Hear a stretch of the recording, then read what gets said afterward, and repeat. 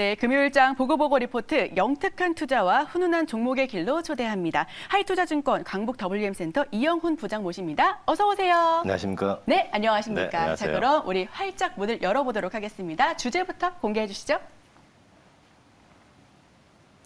FMM 소재 국산화를 통한 성장, 풍원정밀에 대해서 말씀드리겠습니다. 네, 풍월정밀 가지고 와 주셨습니다.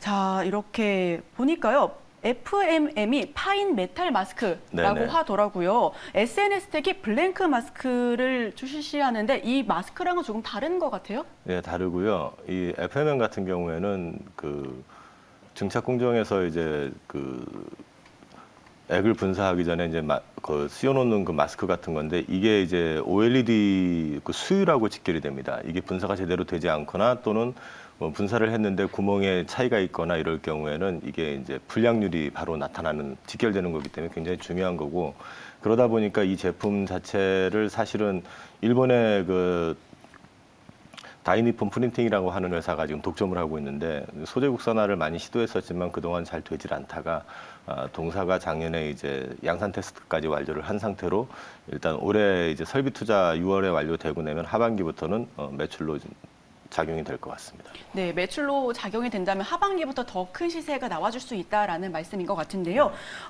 말씀해 주셨던 것처럼 반도체 공정 과정에서 쓰이는 것 같습니다. 이 부분 조금 더 정확한 멘트 부탁드립니다. 반도체 공정이 아니고 이건 네. 디스플레이 쪽이잖아요. 아, 디스플레이 지금. 쪽이죠. 네네네. 네. 디스플레이 쪽이고 이게 이제 지난 그 일본이 화이트리스트 발표하면서 이제 그 반도체하고 디스플레이 쪽의 주요 소재를 가지고 이제 한국에 수출 금지를 했을 때가 있었는데 그때 당시에 우리나라에서 이 디스플레이 쪽에서 가장 우려했던 그 소재 중에 하나가 이 FMM이고 또 하나는 그 폴리이미드 필름이라고 하는 이제 두 가지였었는데 이 부분을 갖다 이제 국산화하기 위해서 그동안 이제 국내 많은 업체들이 참여했었고 정부 국책 과제로 이제 업무를 수행을 했었는데 이 동사 같은 경우는 사실은 이 기술 자체가 2003년에 개발을 했었는데 이제 그 자본 조달을 제대로 하질 못해가지고 이걸 상용화를 못하는 바람에 묻혔다가 이제 일본의 그 공격으로 인해 가지고 소재 국산화의 필요성이 이제 다시 그 증가하기 시작하면서부터 이제 국내 최대 디스플레이사 한 군데에서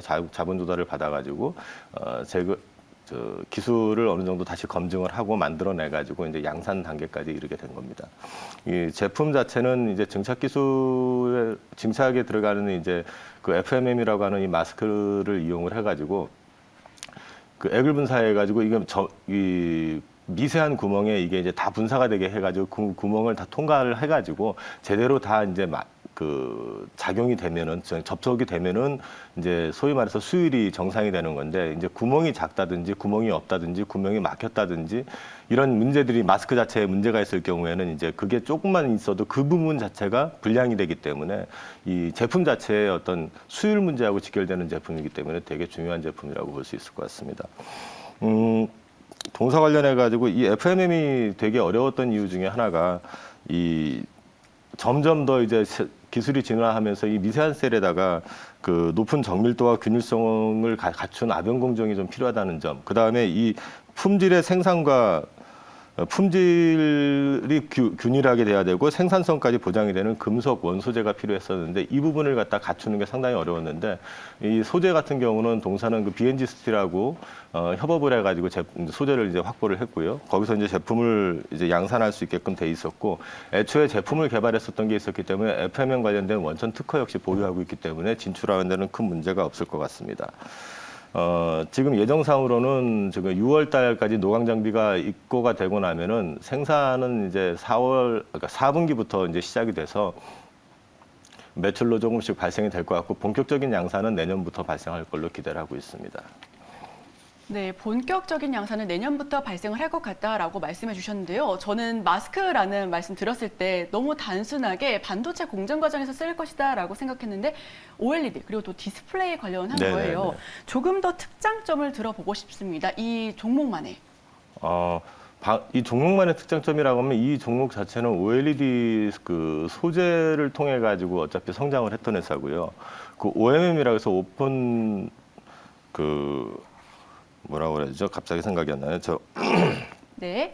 오픈 메탈 마스크 하고요. 그 다음에 이제 스틱 그 메탈 마스크라고 하는 게 이제 그 두 가지를 가지고 먼저 매출을 일으키면서 성장을 해왔던 회사인데 이것도 역시 마찬가지로 이제 예를 들어서 스틱 메탈 마스크 같은 경우에는 이 작은 그 디스플레이를 만들 때 이 중간중간에 모든 거를 이렇게 균일하게 정리를 하려면 스틱 같은 걸로 이제 분사반 되는 걸 갖다 막아주는 그런 마스크가 또 필요하거든요. 그런 역할을 하는 것부터 이제 만들어 왔었고, 이 FMM 관련해 가지고 이제 동사가 제품 개발에 나서 가지고 이제 제품을 이제 개발까지 하게 된 거는 우선 우리나라가 이제 더 그 소재 국산화 이슈로 가지고 더 이상 일본에 밀려서는 안 된다라는 그런 문제들, 그런 것들까지 감안을 해서 정부 국책 과제로 이제 이런 걸 추진한 것도 있었고, 또 이제 국내 최대 디스플레이사들 역시 마찬가지로 이런 부분에 대해서 소재 국산화의 필요성을 절감했기 때문에 만들었던 거고요.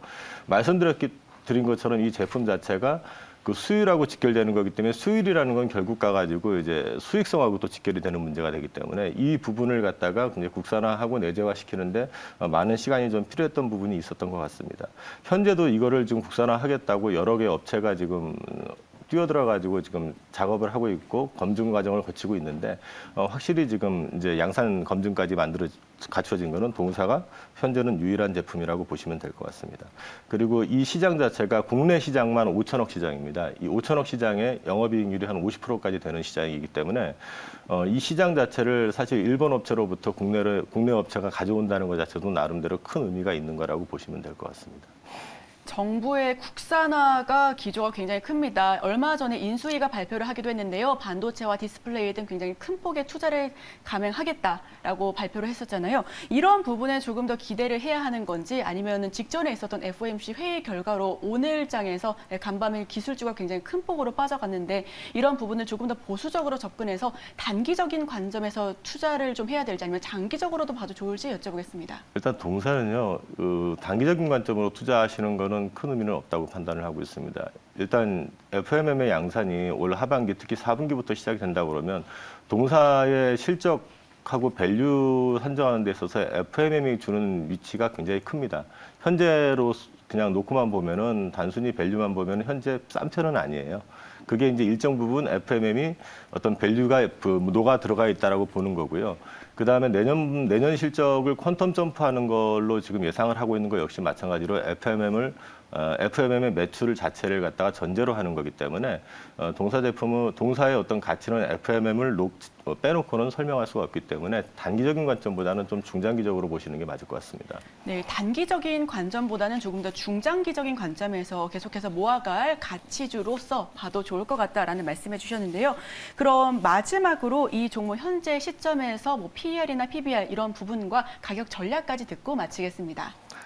동사가 지금 현재 22년 실적 기준 가지고 매출 840억에 영업이익을 191억을 지금 예상을 하고 있는데, 상장 주식하고 지금 아직 전환되지 않은 전환사채까지 감안을 하면 PER이 28배까지 올라갑니다.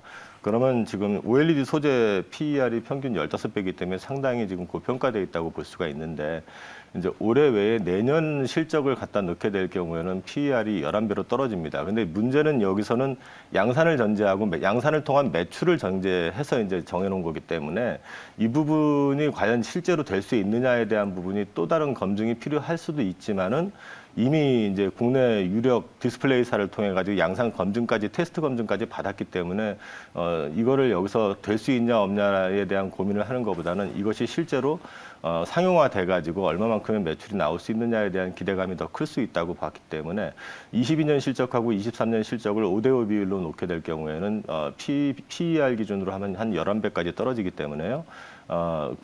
그걸 전제로 해서 목표 주가를 놓게 된다고 하면은 현재 주가 대비해서 약 한 40% 정도는 더 추가 업사이드가 있다고 보셔도 될 것 같습니다. 그래서 매수가는 뭐 오늘 시초가 빠져서 출발하면 더 좋고요. 그 정도에서 정하시면 될 것 같고, 1차 목표가는 일단 25,000원을 제시합니다. 네, 마지막 질문이 될 것 같은데요. 이 전환사채 이슈가 있습니다. 이 부분에 대해서는 해결이 어떻게 될지 여쭤보겠습니다. 일단 전환사채는 9월 달에 전환이 9월부터 가능한데, 이게 내년 3월까지 보호 예수로 일단은 묶여 있습니다. 그리고 이제 전환 가격이 지금 한 11,000원대 초반 정도 되거든요. 근데 이제 지금 현재도 보호 예수 걸려 있었던 물량 중에서 150만 주가 풀렸는데도 불구하고 지금 매몰화되고 있지 않습니다. 이거는 그만큼 FMM에 대해서 기관 역시도 다 기대를 하고 있고 기다리고 있다는 얘기거든요.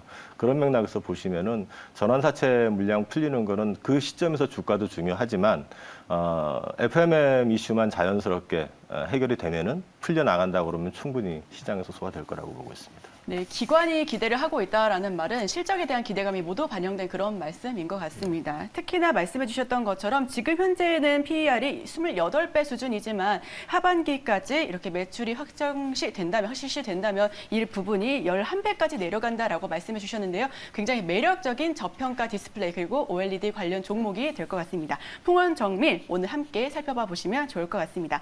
하이투자증권 강북 WN센터 이영훈 부장과 지금까지 함께했습니다. 오늘 말씀 고맙습니다. 감사합니다.